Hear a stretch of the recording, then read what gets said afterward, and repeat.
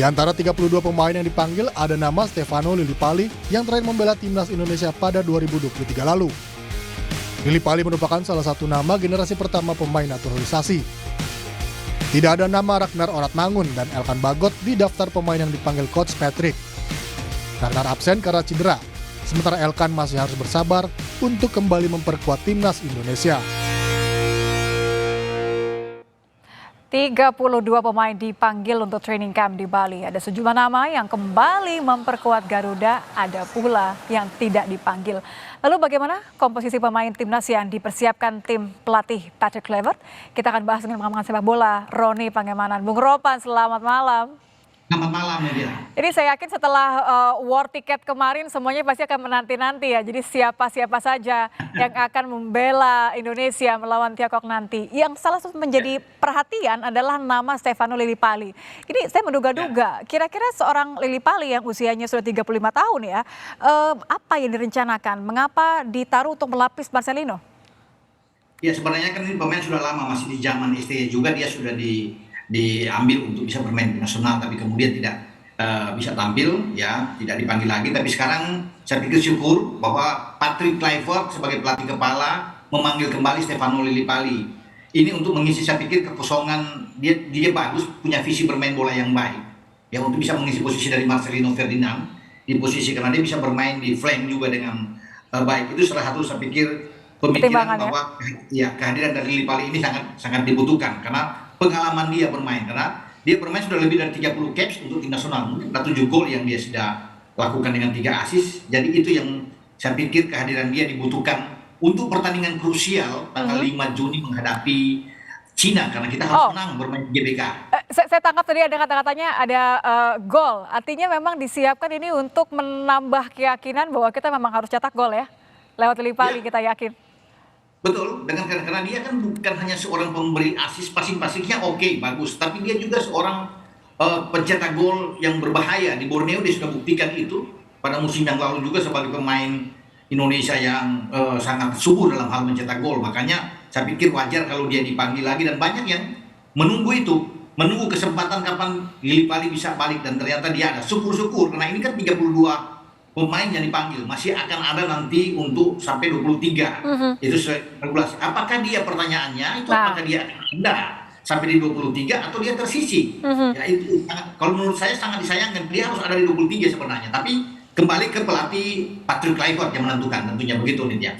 Sayang sekali kalau sampai tidak masuk 23. Jadi Anda yakin sebenarnya peran seorang Lillipali ini akan memberikan suatu kontribusi yang krusial sekali ya untuk melawan Tiongkok dan juga Jepang? Iya. Karena dia kan naluri menyerang bagus, ya. Yang dibutuhkan adalah umpan-umpan, dan Ole Romani ada di depan. Itu membutuhkan passing-passing yang terukur, yang matang, dan Lillipali bisa melakukan itu dengan baik. Apalagi tapinya apa, Bung Ropan? Tapinya apa? Kalau tadi Anda melihat bahwa tetap ada kemungkinan bisa saja dia tidak masuk ke 23, tapinya tuh apa? Karena memang kami milih tetap Marcelino, atau sebenarnya ada pertimbangan tadi masih mungkin kali Lillipali bermain penuh? Untuk melawan Cina, saya pikir tenaga dia dibutuhkan. Kenapa? Karena kita tidak punya Ragnar Oratmangun juga yang tidak ada dalam list. Mestinya ada Ragnar di sana.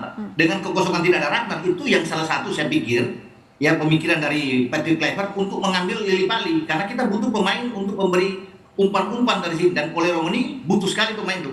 Marcelino tidak bermain, ini juga kan akan merugikan kita ketika Marcelino dan Ragnar tidak ada. Praktis kita hanya akan mengandalkan Ole Romani di depan. Nah, di sinilah kita butuhkan seorang Lillipali, dan saya sangat berharap bahwa dia jangan gugur di 32. Dia harus tetap bertahan, dan Patrick Kluivert memberi kesempatan untuk bermain.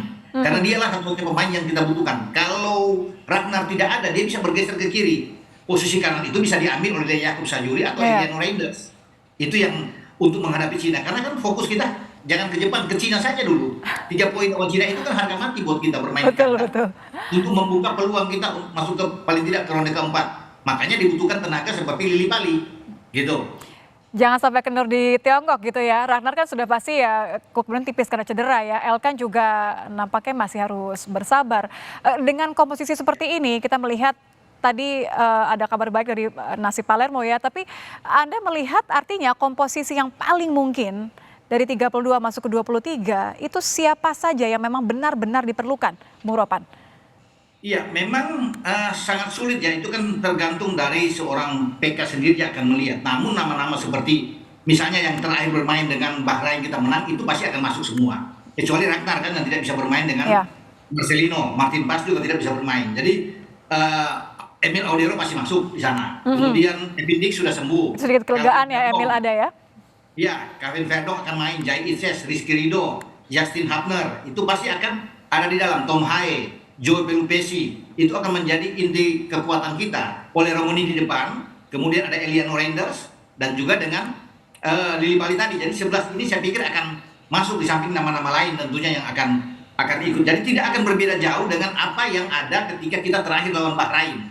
Itu aja, cuma yang membedakan karena kita ada akumulasi kartu 2 orang, Martin Paes dan Marcelino, ditambah dengan cederanya Ragnar. Makanya ada 3 pemain tambahan masuk itu. Salah satu saya pikir adalah Lili Pali akan masuk, Egy Maulana juga pasti akan masuk di sana, Ricky Kambuaya juga akan ikut masuk di dalam, ya, termasuk dengan Yakob Sayuri. Ini nama-nama yang pasti akan diambil oleh Patrick Kluivert untuk bisa bermain nanti melawan Cina. Jadi kalau kita sempat khawatir karena lubang yang ditinggalkan Ragnar dan Elkan ini nampaknya masih akan membuat kita ketar-ketir, harusnya dengan komposisi yang Anda katakan tadi, kita masih punya peluang yang cukup signifikan ya?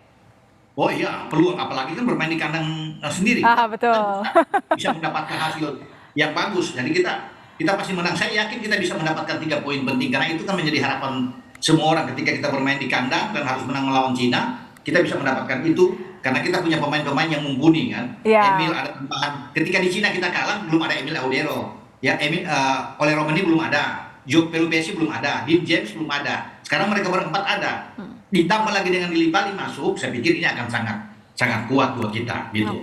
Jadi kalau kita harus tetap mengakui keunggulan Tiongkok ketika leg pertama, tapi bisa kita katakan bahwa kali ini we are more than ready begitu ya. Jauh lebih berpeluang ya.